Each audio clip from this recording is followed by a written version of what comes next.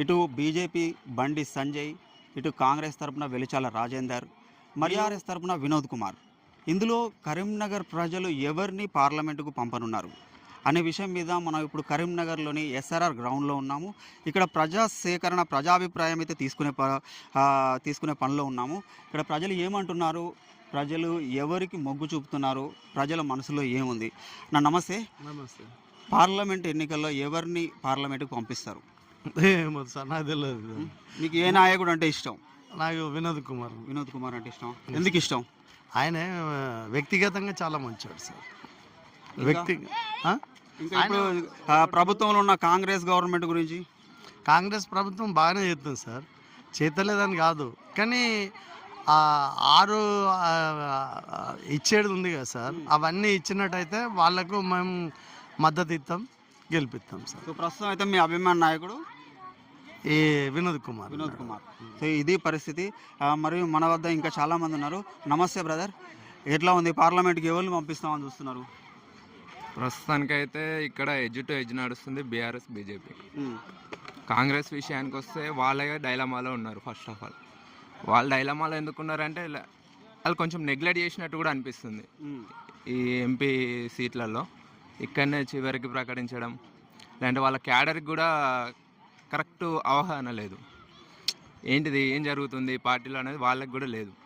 ఇంకోటి వచ్చేసి బీఆర్ఎస్ తరపున ఉన్న వినోద్ గారు ఆయన డెవలప్మెంట్ అని ఆయన మాట్లాడుతుండు. ఆయన డెవలప్మెంట్ చేసిండు, చేయలేదని కాదు. అట్లనే బండి సంజయ్ గారు కూడా డెవలప్మెంట్ చేసారు, కాకపోతే ఆయన స్టేట్ లెవెల్లో పనిచేసారు. అప్పుడు అధ్యక్షుడు అవడం వల్ల ఆయన స్టేట్ లెవెల్లో పనిచేసారు. అట్లా అయ్యేసరికి ఇక్కడ మైనస్ అయిపోయింది. మన కరీంనగర్లో ఆయనకి కొంచెం మైనస్ అయిపోయింది. స్టేట్ లెవెల్లో పనిచేసి బయట అవి చూసుకునేసరికి ఇక్కడ మైనస్ ఆడడం జరిగింది ఆయనకి. కానీ ఇప్పుడు BRS BJP edge to edge ఉంది. చాలామంది ఏమంటారు అంటే బీజేపీకి అవకాశం ఉందని అంటారు. అయితే బండి సంజయ్ అనే వ్యక్తి ఆయన మైలేజ్ ఒకటి ఉంటే మోడీ గారి మైలేజ్ చాలా ఉంటుంది ఫస్ట్ ఆఫ్ ఆల్. అయితే బీఆర్ఎస్ స్టేట్లో లేదు ఫస్ట్ ఆఫ్ ఆల్. సెంట్రల్లో వాళ్ళకి ఏ అవకాశం కూడా ఉండదు. మళ్ళీ ఉంటే కాంగ్రెస్కే ఉండాలి. ఇక కాంగ్రెస్ వెనుకబడిపోయింది. వాళ్ళు లాస్ట్ టైం కూడా ఇదే మైనస్ చేసారు. చివరి నిమిషంలో వేరే ఎమ్మెల్యేగా ప్రకటించడం, వాళ్ళు ప్రచారం కూడా చక్కగా చేసుకోకపోవడం, సేమ్ అదే సిచ్యువేషన్ ఈ ఎలక్షన్లో కూడా జరుగుతుంది. ఇది బండి సంజయ్ గారికి చాలా ఫేవర్ అవుతుంది.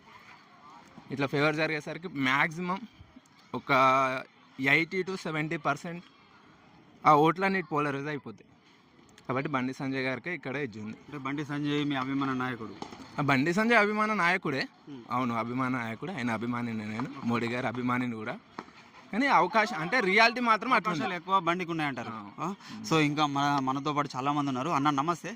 నమస్తే. మీ పేరు ఏంటన్నా? సుల్తాన్. మీరు ఎక్కడ?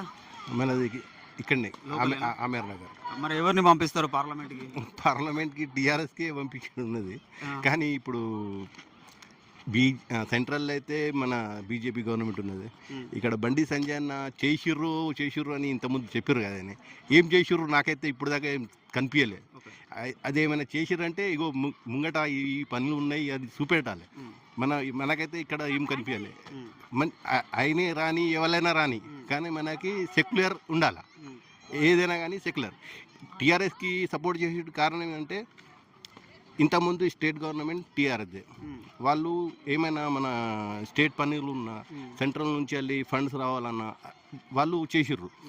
ఇప్పుడు కూడా మళ్ళీ వినోద్ కుమార్ గారిని పంపించితే మళ్ళీ ఏమైనా ఫండ్స్ తెస్తారు. కాంగ్రెస్ గవర్నమెంట్ రాని, బీజేపీ గవర్నమెంట్ రాని, ఏదైనా రాని, ఫండ్స్ తెచ్చి ఇక్కడ పని చేసేటోళ్ళే ఉండాలి. మనకి ఎవరైనా కానీ పని చేసేటోళ్ళు కావాలి. ఇప్పుడు ఎవరున్నారు అంత సామర్థ్యం కలిగిన వ్యక్తి ఎవరున్నారు అనుకుంటున్నారు? ఇప్పుడు సామర్థ్యం అంటే మన వినోద్ కుమార్ గారే రావాలి. ఆయన కొంచెం ఇంతకుముందు పని చేసినట్టు మనకు కనిపించింది స్టేట్ కోసం. ఇక్కడ మనకి మెడికల్ కాలేజీలు కానీ ఇంతకుముందు ఏర్పాటు కూడా అని చెప్పిర్రు. ఇక్కడ ఇప్పుడు దాకా ఏం అది లేవు. మన దగ్గర ఇక్కడ అన్ని రిసోర్సెస్ ఉన్నా కూడా మనం వెనుకనే ఉన్నాం కంపేర్ టు అదర్ డిస్ట్రిక్ట్తో. అదే మనకి డెవలప్మెంట్ కావాలి, డెవలప్మెంట్కే ఓటు చేయాలి ఎవరైనా కానీ. చివరిగా వినోద్ కుమార్ గారికి మీ ఓటు అంటారు. మనదైతే అది ఉండదు. సో ఇది పరిస్థితి. సో మనతో పాటు ఇంకా ఉన్నారు. అన్న నమస్తే. పార్లమెంట్కి ఎవరిని పంపిస్తాం అనుకుంటున్నారు? పార్లమెంటుకు ఎవరు పంపిద్దామంటే ప్రజలకు సహాయం చేసే వ్యక్తి, పేదోళ్ళకు, చిన్నోళ్ళకు, పెద్దలకు సహాయం చేసే వ్యక్తి, వాళ్ళను పంపించాలని ఆలోచన. ఎవరున్నారు అట్లాంటి సామర్థ్యం కలిగిన నాయకుడు? ఇప్పుడు ఎవరున్నారంటే ఎవరైతే అంత స్వార్థపరులే ఉన్నారు సార్. వాళ్ళ లాభం, వాళ్ళ స్వార్థం, వాళ్ళ కుటుంబం గురించి చూసుకుంటారు తప్ప ప్రజల కోసం క్షేమంగా బీదలకు సహాయం చేయాలి, బీదలు ముసలోళ్ళకు సహాయం చేయాలి, తర్వాత పెన్షన్లు ఇప్పించాలి, అది అనే ఉద్దేశంతో పెద్దగా ఎవరికి అవగాహన కనిపించలేదు సార్. కానీ చేసే వ్యక్తిత్వాన్ని బట్టి, పార్టీని బట్టి ఆలోచించి సహాయం చేసే వ్యక్తి ఎన్నుకోవాలి, ఓటేయాలి. ఎవరై ఉంటారు? మీ మనసులో ఉన్న మాట పూర్తిగా చెప్పట్లేదు. ఎవరై ఉన్నది అంటే ఇప్పుడైతే ప్రస్తుతం బండి సంజయ్ కనబడుతున్నాడు ఓకే ఎక్కువ. తర్వాత కాంగ్రెస్ బహుశా రేవంత్ రెడ్డి గారు చీఫ్ మినిస్టర్ తర్వాత ఆయన తర్వాత కాంగ్రెస్ వాళ్ళు వేస్తే ఈయన ద్వారా ఏమన్నా సహకారం, సహాయం, యోగక్షేమాలు, ఆరోగ్యాలు కావచ్చు అని మా అభిప్రాయం. సో ఇది పరిస్థితి. ఇంకా మనతో పాటు ఉన్నారు. అన్న నమస్తే. నమస్తే. ఎక్కడన్నా మీది? ఇక్కడ కరీంనగర్. ఎవరిని పంపిస్తారు పార్లమెంట్కి? ఏ అభ్యర్థి? బండి సంజయ్. బండి సంజయ్ని పంపిస్తారా? ఎందుకు బండి సంజయ్ అంటే ఇష్టం? ఇప్పుడు ఇన్ని రోజులు కాంగ్రెస్ గవర్నమెంట్ చేసింది అన్ని ఉచితాలు అది ఇది అనుకుంటా. బీఆర్ఎస్ గవర్నమెంట్ కూడా మొత్తం ఉచితాలు ఇచ్చుకుంటా దేశాన్ని నాశనం చేస్తారు. మన మోడీ వచ్చిన కాడికి వెళ్ళి కొంచెం డెవలప్ అవుతుంది. అందుకని బండి సంజయ్ బీజేపీ గెలవాలి, దేశాన్ని రక్షించుకోవాలి, అది నా యొక్క మోటో. సో ఇది పరిస్థితి. సో ఇంకా మనతో పాటు చాలా ఉన్నారు. ఇక్కడ ఈవినింగ్ వాకర్స్ ఎస్ఆర్ఆర్ గ్రౌండ్లోనే అయితే వాకర్స్ ఉన్నారు. అన్న నమస్తే. అన్న 1 సెకండ్. ఎక్కడన్నా మీది? ఇక్కడ లోకల్. పార్లమెంట్ ఎన్నికలు సమీపిస్తున్నాయి, మరి ఎవరికి మీ మద్దతు? అంటే ఈసారి అయితే బీజేపీ చేద్దాం అనుకుంటాను. బీజేపీకి వేద్దాం అనుకో. ఎందుకు బీజేపీ అంటే?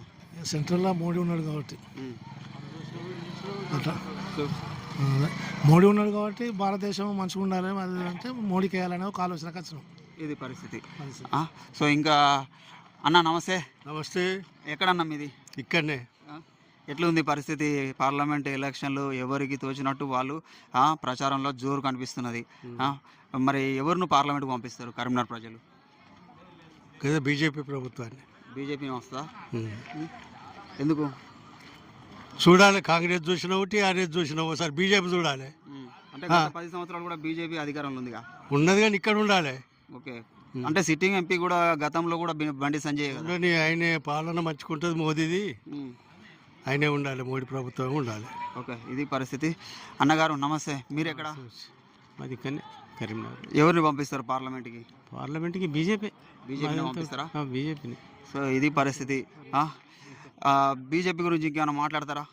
బీజేపీ గురించే మంచి వ్యక్తి నరేంద్ర మోడీ, పరిపాలనాధ్యక్షుడు. ఆయన మంత్రులు కూడా ఒక విధమైన మంచి పరిపాలన చేస్తారు, అందరికీ సహకారం అందిస్తారు. అందుకొరకే ఆయన మేము అనుకున్నాం. సో ఇది ఇక్కడ ఎస్ఆర్ఆర్ గ్రౌండ్లో ఈవినింగ్ వాకింగ్ చేయడానికి వచ్చిన వారితో మనం మాట్లాడదాము. సో అన్న నమస్తే. చెప్పండి అన్న, మీరు ఎక్కడి నుంచి వచ్చారు? మేము కరీంనగర్. కరీంనగర్ లోకలేనా? లోకలే. ఎవరిని పంపిస్తారు మరి ఈసారి పార్లమెంట్కి? ఏ అభ్యర్థిని పంపిస్తారు? బీజేపీ అభ్యర్థి బండి సంజయ్ కుమార్ను పంపించాలనుకుంటాను. సో ఈసారి బండి సంజయ్ని పార్లమెంట్కి అనుకుంటున్నాం సార్. సో ఎందుకు? ఇప్పుడు ఒక 5 ఏళ్ళు చేశాడు, బాగానే వర్క్స్ చేశాడు. తర్వాత మన మోదీ ప్రభావం కూడా ఉన్నది కాబట్టి నేషనల్గా, జాతీయంగా ఓవరాల్ చూస్తే భారతదేశం మొత్తంలో బీజేపీ హవా ఉన్నది కాబట్టి ఇంకొకసారి రావాల్సిన అవసరం ఉంది. సో ఇది పరిస్థితి. సో ఇంకా మనతో అన్న సార్ నమస్తే. సార్ మీరు ఇక్కడ కరీంనగర్ లోకలేనా? కరీంనగర్ లోకలు. ఎవరిని పంపిస్తారు మరి పార్లమెంట్కి ఈసారి? ఈసారి తప్పకుండా బండి సంజయ్ గారే వస్తున్నారు. బీజేపీ ఎందుకంటే ఉన్నది కాంగ్రెస్ బీజేపీ మధ్యనే ఉంటుంది. టీఆర్ఎస్ మాత్రం ఎక్కడనో కొట్టుకుపోయింది. ఎందుకంటే ఆ కాంగ్రెస్ వాళ్ళు 60 ఏళ్ళు వేస్తే ఎంత కుళ్ళ కొట్టినరో ఈ 10 ఏళ్ళల్లో అంతతోటి 2 అంతలు కుళ్ళ కొట్టారు. అందరిది ఎంత చిన్నోని దృష్టిలో కూడా ఈ టీఆర్ఎస్ అంటే అసహ్యం అనేటువంటిది వచ్చింది కనుక ఈ రెండింటి మధ్యనే ఉంటుంది. ఈ రెండింటి మధ్య ఉండడానికి కొద్దిగా కాంగ్రెస్ ఏంటంటే చాలా లేట్గా అనౌన్స్ చేసుట్లా బండి సంజయ్ ఇదివరకు ఎప్పటి నుంచో ఉన్నాడు కనుక బహుశా బండి సంజయ్ రావచ్చు. కాకపోతే బండి సంజయ్ మీద అంత అభిమానం ఏమి లేదు, కానీ పైన ఉన్నటువంటి మూడి కొరకు మాత్రమే ఈ బండి సంజయ్కి వేయడం అనేటువంటిది మేము నిర్ణయించుకున్నాము. అందువరకని ఎక్కువ వరకు అవకాశాలు మాత్రం బీజేపీకి ఉన్నాయి అని. సో ఇది పరిస్థితి. ఇక మనతో ఉన్నారు సార్. నమస్తే. పర్వాలేదు. మీరు ఎక్కడి నుంచి వచ్చారు? లోకలేనా? మరి ఈసారి ఎవరిని పంపిస్తారు పార్లమెంట్కి? మేము ప్రజల యొక్క మీ ఓటు ఎవరికి? మీ మద్దతు? మేము ఇప్పుడు చెప్తే మేము ఎంప్లాయీస్ మేము చెప్తే ఎట్లుంటుంది చెప్పలేరా? సో అది పరిస్థితి. అన్నగారు మీరేం చెప్తారు? ఈ అందరికి తెలిసిన విషయమే కదా, బీజేపీ కాంగ్రెస్ మధ్యలో ఉంటుంది పోటీ ఉంటుంది. కానీ మీ మద్దతు ఎవరికి? బీజేపీకా కాంగ్రెస్కా? అంటే చెప్పలేని పరిస్థితి. మేము ఉద్యోగస్తులేమే కాబట్టి ఏది చెప్పలేం కదా, డిక్లేర్ కాలేం కదా. సో ఇది ప్రభుత్వ ఉద్యోగులు కాబట్టి వీళ్ళు ఎటు చెప్పలేని పరిస్థితి. ఇంకా ఈ గ్రౌండ్లో చాలామంది ఉన్నారు. వారితో వారి అనుభవాలు తెలుసుకుందాము. కాంగ్రెస్కి ఉన్నాయి అక్కడ. పెద్ద వంశీకి ఉన్నాయా? అంతే. పెద్ద వంశీకి పంపిస్తారా? అదే ఛాన్సెస్ ఎక్కువ ఉన్నాయి. బీజేపీకి అక్కడ తక్కువనే ఉంది. బీజేపీ కానీ ఉప్పులేశ్వర్ పరిస్థితి ఎట్లా ఉంది? అనుకున్నంత ఏం లేదు. బీజేపీ హవా ఏం నడుస్తలేదా? పెద్దపల్లి కాన్స్టిట్యూన్సీలో తక్కువ ఉంది బీజేపీ. కాంగ్రెస్ అంతే. సో ఇది పరిస్థితి. పెద్దపల్లికి సంబంధించి అయితే గడ్డం వంశీ గురించి చెప్తున్నారు. సో ఇంకా మనతో పాటు ఇంకా కొన్ని అభిప్రాయాలు అయితే సేకరిద్దాం. పార్లమెంట్ ఎన్నికల్లో ఏ అభ్యర్థిని పార్లమెంటుకు పంపిస్తారు? ఏ అభ్యర్థి అంటే మీకు ఇష్టం? బీఆర్ఎస్ పంపిస్తారా? ఎందుకు? వినోద్ కుమార్ని పంపిస్తారా? అవును. ఎందుకు? ఏం చేసిండని? ఏం చేసిండంటే ఇప్పుడున్న క్యాండిడేట్ ఏం చేయలేదు కాబట్టి ఆయన వస్తే ఏమైనా చేస్తారనే ఆలోచన. ఓకే. అంటే బీఆర్ఎస్ వినోద్ కుమార్ గారు వస్తే బాగుంటుంది అనుకుంటున్నారు మీరు? అవును. సో ఇది పరిస్థితి. సో ఇంకా కొంతమంది అభిప్రాయాలు అయితే తీసుకుందాం. అన్న మీరు లోకలేనా? లోకల్. ఈసారి పార్లమెంట్ ఎన్నికల్లో ఎవరిని పార్లమెంట్కి పంపిస్తారు? ఎవరైనా పర్లేదు. అంటే మీ అభిమాన నాయకుడు ఎవరు? అభిమానానికి ఏం లేదు, ప్రజలకు మేలు ఇస్తే వాళ్ళకి. అంటే ప్రస్తుతానికి ఉన్న కాంగ్రెస్ నుంచి వెలిచాల రాజేందర్ ఉన్నాడు, బీజేపీ నుంచి బండి సంజయ్ ఉన్నాడు, బీఆర్ఎస్ నుంచి వినోద్ కుమార్ ఉన్నారు. సో ఎవరైతే బెటర్ అనుకుంటున్నావు మన కరీంనగర్ కాన్స్టిట్యున్సీకి? మన బండి సంజయ్ అయితే ఓకే. బండి సంజయ్ అయితే ఓకే అంటారా? సో ఇది పరిస్థితి. అన్న మీది ఎక్కడ? కరీంనగర్ లోకల్. ఈసారి పార్లమెంట్కి ఎవరిని పంపిద్దాం అనుకుంటున్నారు? రెగ్యులర్గా బండి సంజయ్, అక్కడ మోడీ, ఇక్కడ బండి, అంతే అంటారా? అంతే. ఇంకా ఎందుకు బండి సంజయ్ చేసిన సేవలు ఒకటి రెండు చెప్పండి. బండి సంజయ్ అంటే ముందు ఆలోచించాల్సింది ఏంటంటే సెంటర్లో మోడీని చూసి మేము బండికి వేయాలని చెప్పి ఫిక్స్ అయిపోయినాం. బండి కూడా చేసినా చాలా ఉన్నాయి, కాకపోతే లిస్ట్ ఏంది ప్రాపర్గా నాకు లేదు, తీసి మాట్లాడచ్చు. కాకపోతే మా సపోర్ట్ మాత్రం అక్కడ మోడీకి అయితే బండి సంజయ్ అనుకుంటున్నారు. Bandi Sanjay. Okay, thank you. So ఈసారి పార్లమెంట్ ఎన్నికలు ఇంకొక 15 రోజుల్లో జరగనున్నాయి. సో ఏ అభ్యర్థిని పార్లమెంట్కి పంపిద్దాం అనుకుంటున్నారు? కరీంనగర్ నుంచి అవును, బండి సంజయ్ని. బండి సంజయ్ని పంపిస్తారా? ఎందుకు? బండి సంజయ్ అంటే ఇప్పుడు బీసీ వర్గం ఒకటి, అత్యధిక జనాభా ఉన్న బీసీ వర్గాన్ని బాగా నిర్లక్ష్యం చేస్తుంది. బీసీలలో ఏమొస్తుందంటే ఒక 6-7% లేని వెల్మాస్, ఒక 7-8% లేని రెడ్డీస్, వాళ్ళే ఎప్పటికీ ఒకవేళ ఎలక్షన్ల ముందు ఎప్పటికీ మేము అందరినీ కలుపుకొని పోతాము, ఎస్సీ బీసీ మైనార్టీ అందరి అంటారు. మళ్ళీ పదవిలకు వచ్చినాక మళ్ళీ గదే కార్డు ఉపయోగిస్తారు వాళ్ళు. ఎందుకంటే కులంతో సంబంధం లేకుండా ఉండేవాళ్ళు ఆలోచించేటోళ్ళు కూడా అరే మరి మనం ఎందుకు ఈసారి చేయద్దు, నాకు లేదు అవి ఈ బీసీ ఎస్సీ ఎస్టీ అని లేదు. సమస్య స్థాపన గురించి మేము ఇన్నొద్దులు మాట్లాడుకునేది ఇప్పుడు వస్తుంది, అది ఇప్పుడు వస్తుంది. అవును, మరి మనోని గెలిపించుకోవాలి. అది బీజేపీ అయితేంది, అది ఏదైతేంది, ఏదైనా పర్వాలేదు. మరి మనకొకళ్ళు ఉన్నారు, మనలో కూడా ఎదగాలి. మరి ఎదగకుంటే ఎట్లా? ఈ రకంగా ఒకటి. మళ్ళీ సెంట్రల్లో మోడీ ఉంటే కొద్దిగా దేశ భద్రత అదొక్కటి ఉన్నది, దేశ భద్రత ఇదొకటి ఉన్నది. ఇంకా మీరు అడగండి ఏమన్నా. ఓకే, ఫైనల్గా మీరు బీజేపీకి మద్దతు ఇస్తే బాగుంటుంది, కరీంనగర్ అభివృద్ధి చెందుతుంది. కరీంనగర్ అభివృద్ధి చెందుతుంది. ఇప్పుడు ఒకతను ఎవరు నాన్ లోకల్ వినోద్, సరే వ్యక్తిగతంగా మంచివాడే, ఆయన సోషల్ భావాలు ఉన్న వ్యక్తి, అతను కూడా పర్వాలేదు. కాకపోతే నాన్ లోకల్. ఈ రాజేందర్ అనేట ఆయన ఎవరో కూడా తెలియదు. ఏం హెల్ప్ వెలిచాల జగపతిరావు కొడుకు కదా. అవును జగపతిరావు తెలుసు కానీ ఈయన తెలియదు. ఏం హెల్ప్ చేసింది లేదు, వాళ్ళకి ఏం చేసింది లేదు, ఏం లేదు. అతను ఇప్పుడే డబ్బు మూట కట్టుకొని వచ్చిండు అంతే తప్ప కానీ ఏం లేదు ఇందులో. అదే ఒక బీసీకి ఇచ్చిండు అనుకో, ఇక్కడ టఫ్ ఉండేది అది. ఇక్కడ ఏదో ఒక బీసీకి ఇస్తే వాళ్ళు కూడా ముగ్గురు కలిసి ఇచ్చిన అనుకో, ఎవరిని ఒకళ్ళు ఎన్నుకుందరు, వాళ్ళకు కూడా ఛాన్సెస్ ఉండేది కొద్దిగా. దీని మరి మళ్ళీ నన్ను కూడా కొద్దిగా ప్రపోజల్ చేస్తారు అంటే కొద్దిగా బండి సంజయ్ టఫ్ అవుతుంది కావచ్చు అని అనుకున్నాం. లేదు, అది కాలేదు. ఇప్పుడు ఈజీ అయిపోయింది, ఇప్పుడు గెలిచిండు గంతేగా, అది సంబంధం లేదు. బండి సంజయ్ గెలిచేసిండు. మెజార్టీ ఎంత అనేది కానీ అత్యధిక మెజార్టీ తోటి బండి సంజయ్ గెలిచిండు. ఓకే, సో బండి సంజయ్ హవా నడుస్తుంది. ఈవినింగ్ వాకింగ్ చేయడానికి ఎస్ఆర్ఆర్ గ్రౌండ్లోకి వచ్చిన వారితో మనం మాట్లాడుతున్నాం. సార్ నమస్తే. నమస్తే. మీది లోకలేనా? లోకలే. ఈసారి పార్లమెంట్కి ఎవరిని పంపిద్దాం అనుకుంటున్నారు? మీరు చెప్పండి. ఇటు కాంగ్రెస్ తరపున వెలిచాల రాజేందర్ ఉన్నాడు, బీజేపీ తరపున బండి సంజయ్ ఉన్నాడు, బీఆర్ఎస్ తరపున వినోద్ కుమార్ ఉన్నాడు. ఎవరిని పంపిస్తే కరీంనగర్కి న్యాయం జరుగుతుంది?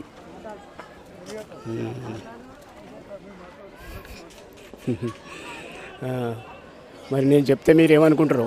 మేమేమనుకోము. ఏమనుకోరా? ఏమనుకోమంటే మరి సంజయ్ గెలిచేటట్టున్నాడు కదా. సంజయ్ అంటారా? బండి సంజయ్ ఎందుకు మరి అట్లా? ఇదివరకు ఒకసారి గెలిచిండు కదా, ఈ మధ్యలో మొన్న ఎమ్మెల్యే కూడా ఓడిపోయింది కదా, దగ్గర ఉంటాడని అట్లా. తర్వాత అది తప్పితే ఇక ఏది కాంగ్రెస్ అనిపిస్తుంది. ఓకే, ఇది పరిస్థితి. మనతో చాలామంది ఉన్నారు ఎస్ఆర్ఆర్ గ్రౌండ్లో వాకింగ్ చేయడానికి వచ్చిన వాళ్ళు. రానున్న పార్లమెంటు ఎన్నికల్లో ఎవరిని పార్లమెంటుకు పంపిస్తారు అనే విషయం మీద మీరు ఏం చెప్తారు? ఎవరు బాగా దొంగలు ఎక్కడ ఉన్నారు, ఎవరైనా చూస్తే ఎవరైనా కరెక్ట్ లేరు. ఎవరికో ఎవరిని అయితే పంపించాలి కదా. వ్యక్తిగతంగా అయితే వినోద్ కుమార్ బెటర్, పార్టీ పరంగా కాకుండా. ఇక బండి సంజయ్ అంటే కానీ అది అక్కడే పార్టీ మంచిగా ఇక్కడ క్యాండిడేట్ కరెక్ట్ లేదు, సబ్జెక్ట్ ప్రజెంట్ రాదు అనుకో. ఇక అంతే, వాళ్ళ గురించి నాకు అంటే ఇప్పుడున్న పార్టీకి జనరేషన్ అంత మంచి ఒపీనియన్ అయితే లేదు. అందులో వినోద్ కుమార్ బెటర్ అంటారు? Just 100% better. ఆయనకు కొద్దిగా ప్రజెంటేషన్ చేయడానికి కానీ ఏదైనా సబ్జెక్ట్ మీద మాట్లాడడానికి కానీ తనకు వస్తుంది. ఈ బండి సంజయ్ ఏంటంటే కొద్దిగా మతపరంగా రెచ్చగొట్టు తప్ప అది సబ్జెక్ట్ లేని అది సరుకు. అన్న మీరేమంటారు? నేను నా ఓటు బండి సంజయ్కి. బండి సంజయ్గా? ఓకే, ఇది పరిస్థితి. ఇంకా అన్న నమస్తే. హాయ్ నమస్తే సార్. ఎక్కడన్నా మీది?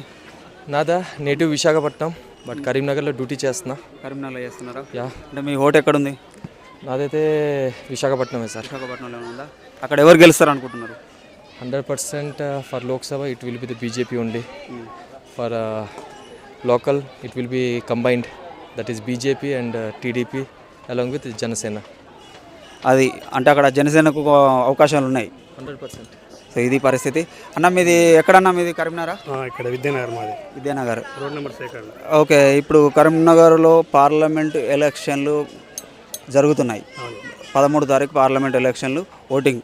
సో దీనికి ఏ అభ్యర్థిని మీరు పార్లమెంట్కి పంపిస్తారు? రాజేందర్ రావు. వెలిచాల రాజేందర్ రావు కాంగ్రెస్ అభ్యర్థి. అవునండి. ఎందుకు?